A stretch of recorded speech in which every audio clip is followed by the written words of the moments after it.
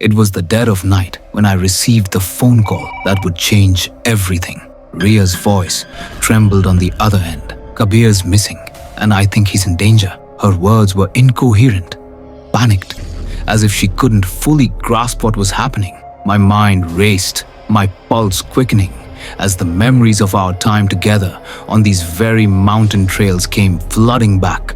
I had trekked the Himalayas countless times, with her and alone, always knowing the mountain like the back of my hand. But now, something felt wrong.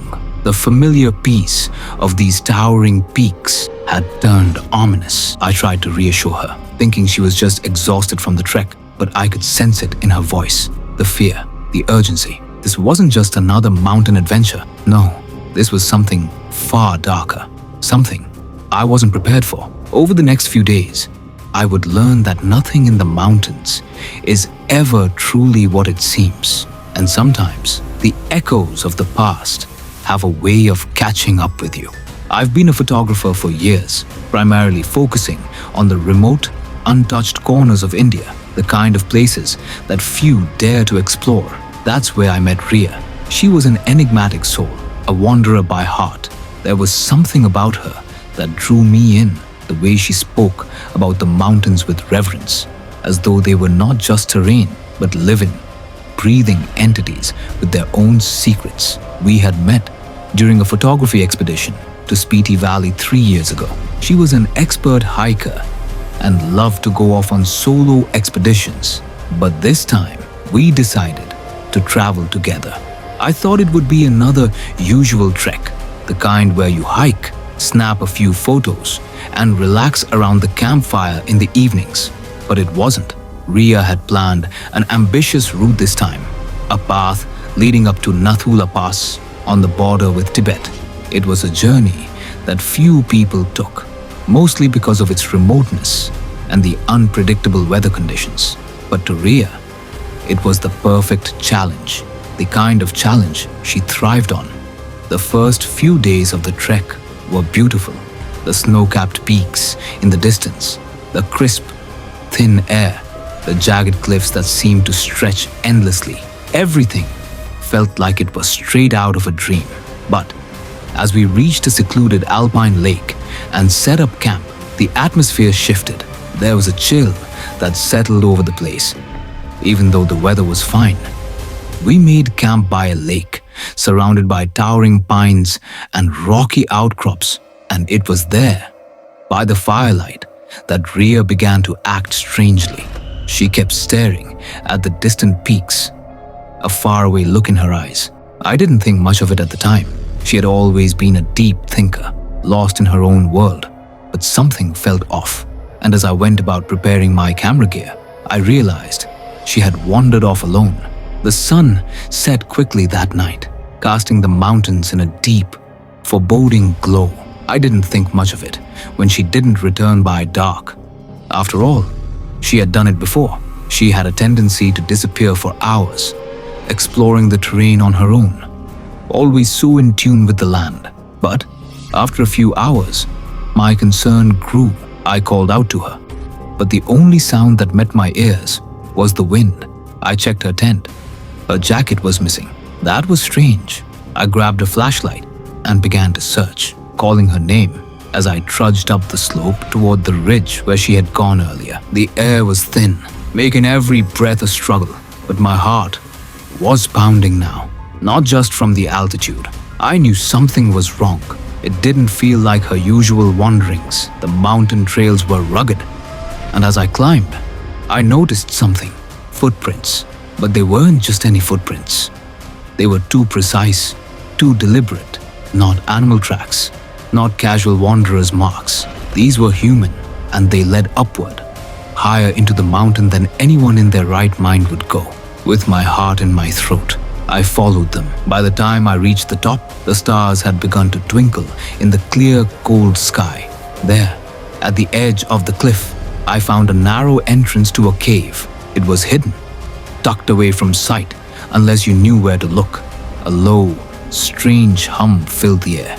I couldn't explain it at first, just a faint, whispering sound, as if the mountain itself was alive and speaking to me.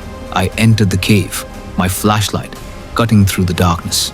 My heart pounded as I moved deeper, the air growing colder and thicker with every step.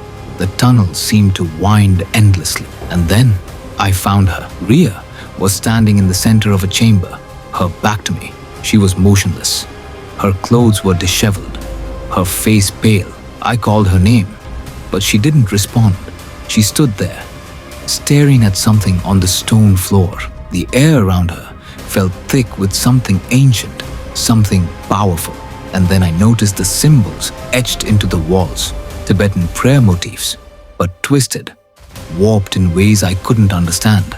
They were dark, foreboding, and the more I looked at them, the more I felt the room closing in on me. "Rhea!" I called again, stepping forward. She slowly turned around, her eyes wide. But they weren't the Rhea I knew. They were cold, distant, devoid of the warmth and energy that had always defined her. She whispered, almost in a trance, "I had to do it. I had no choice." "Do what?" I asked, my voice shaking. She didn't respond immediately. Instead, her eyes scanned the walls, as if she was seeing something I couldn't. They chose me.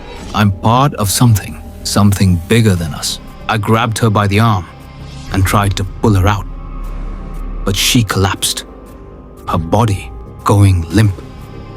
Panic surged through me, but something told me we weren't alone. As I tried to drag her back, the whispers grew louder, almost deafening. The walls seemed to pulse with an energy I couldn't explain. I had to get her out of there. We managed to escape the cave and made our way back to camp by dawn. But something was terribly wrong. Rhea was no longer the person I had known. She became distant, her eyes constantly darting around. As though she were being watched, she mumbled strange words, like a mantra I couldn't understand.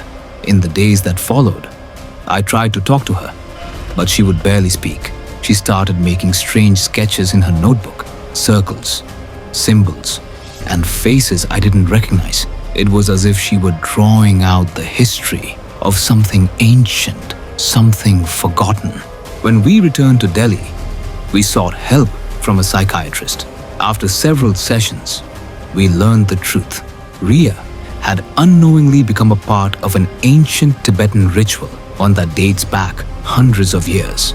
The mountain, according to local legend, had a way of choosing individuals, marking them for a dark purpose.